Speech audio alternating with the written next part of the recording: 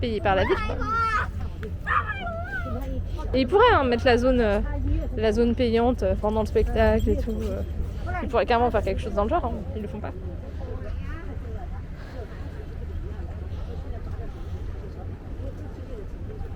Et ce qui est marrant, c'est que c'est toutes les tours qui participent c'est des entreprises, c'est des banques, c'est des hôtels et tout, et ils ont donné à l'accord et ils font le truc.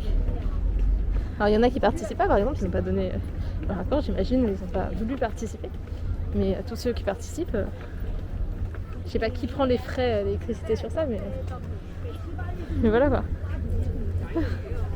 Ça profite grave à l'image de la ville. C'est un truc. Voilà, il y a plein de, il y a des choses touristiques à faire à Hong Kong, mais c'est pas forcément. Les trucs principaux sont pas forcément. Sont forcément visités par les touristes et tout ça, mais ça peut se limiter à 3 jours si on fait que les trucs principaux en fait. Mais en fait, il y a beaucoup plus d'offres touristiques à Hong Kong. C'est juste que les gens vont se limiter à ce qui va être proposé de base. Et en fait, ça, c'est un des trucs. Tous les guides, ils l'indiquent. Enfin, c'est clairement. Ça fait partie des événements touristiques à venir suivre. Et oui, ça donne vraiment ce côté ultra moderne. Hein. C'est clairement. Même si on n'est pas sur des tours aussi modernes que par exemple sur une skyline comme Shanghai, où là on a vraiment des tours futuristes, vraiment futuristes, ultra modernes. Là, on est quand même sur de la tour un peu ancienne. Il y en a certaines qui font plus modernes, mais on n'est pas quand même sur de la grosse tour très très moderne, très très futuriste comme on peut avoir à Shanghai par exemple. Et en fait ce truc là fait que ça change complètement la skyline. Ça marche trop bien, Et hello Noslock, merci pour le follow. Ça fait longtemps que je stream dans la vie. Ça fait, je sais pas, je dirais 6 mois. Un truc comme ça, 6 mois. Dans ces eaux-là. Quoique, je sais plus exactement, mais dans ces eaux-là. Le top 3, spectacle des lumières, le Big Buddha, le tram au pic. Tu fais un top 3 selon ton propre avis ou t'as été regarder un top 3?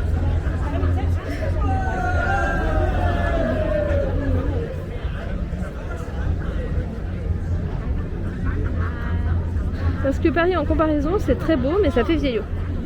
Je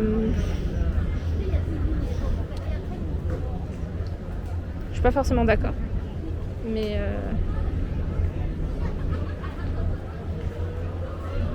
je vois ce que tu veux dire.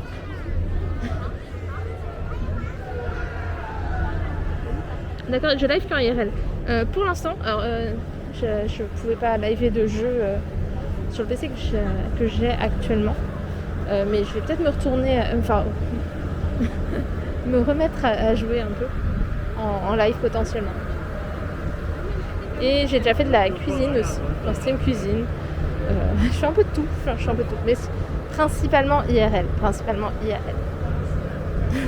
Voilà. Tu dirais au pif des guides.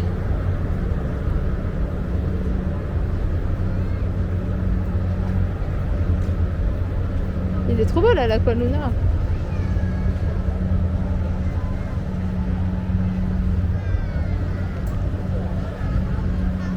Faut trop qu'on aille faire l'afternoon tea sur l'Aqua Luna, la Mio. Faut trop que je réserve ça un jour. Ça donne trop envie d'y aller, c'est hyper touristique, mais ça a l'air trop bien. Peut-être t'as l'air d'être sur un bateau pirate et tout.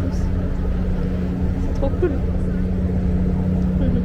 Oui, j'ai fait des sim cuisine l'année dernière. Alors là, j'en ai pas fait depuis longtemps parce que ma cuisine, j'ai pas de place là en ce moment.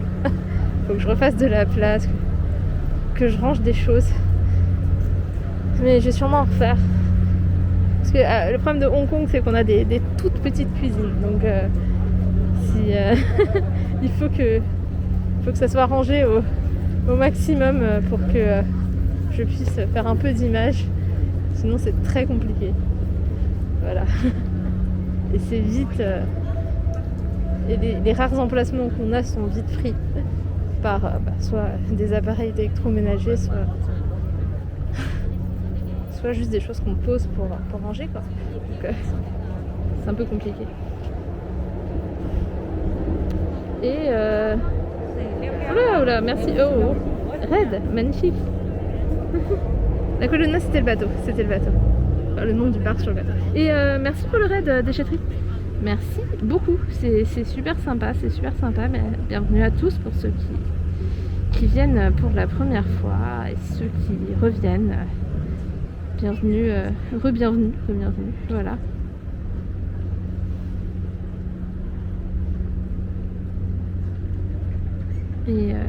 Et voilà, merci pour le follow. Pour les follows, s'il y en a, j'en ai vu un. Voilà. Paris, il y a plus un côté historique, patrimoine, c'est ça. Bah, Hong Kong, ça fait plus futuriste clairement que Paris parce que c'est plein de tours. Après, les tours, dès qu'on se rapproche, sont assez vieilles. Donc, c'est à mi-chemin ça. Mais clairement, oui, vu d'un point de vue parisien, c'est pas du tout le même style. On est vraiment sur des styles très différents. Ok. Voilà. C'est Astérion qui m'arrête. D'accord.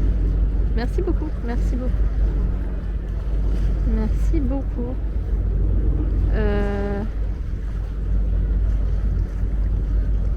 Bienvenue à tous. On est à Hong Kong. Non, nous sommes à Hong Kong. C'est la skyline de Hong Kong. Donc, ce que nous voyons là en face de nous, c'est là. C'est la skyline de Hong Kong, donc l'île de Hong Kong. Et là, je suis côté continent.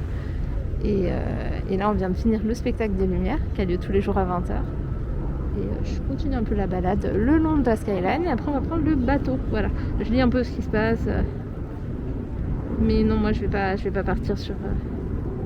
Je vais pas partir sur le gang des Fontales. Je ne vais pas partir sur ça. Ce n'est pas l'objectif, non. Hong Kong, c'est moitié-moitié. C'est chinois, hein. Maintenant c'est complètement chinois, les Anglais ne sont plus là. Mais il y a encore beaucoup de choses qui sont restées de la culture anglaise. Donc on retrouve pas mal de... On a toujours par exemple les bus à 2 étages. On a des trams même à 2 étages. Et même sur la nourriture, il y a pas mal de choses qui sont mixées entre chinois, anglais. On retrouve par exemple des petits déjeuners anglais un peu partout dans les restaurants traditionnels hongkongais. Et bienvenue. Merci pour les différents follow, tout ça. Je suis en train d'essayer de rattraper le chat. Il y a de la pollution là-bas un peu. Alors en ce moment là, il y a un peu de pollution, mais on est sur de la pollution à peu près équivalente à Paris, sur Hong Kong en général. Donc voilà. De temps en temps, il va y avoir des pics un peu comme à Paris. De temps en temps, ça va être la pollution. On est vraiment sur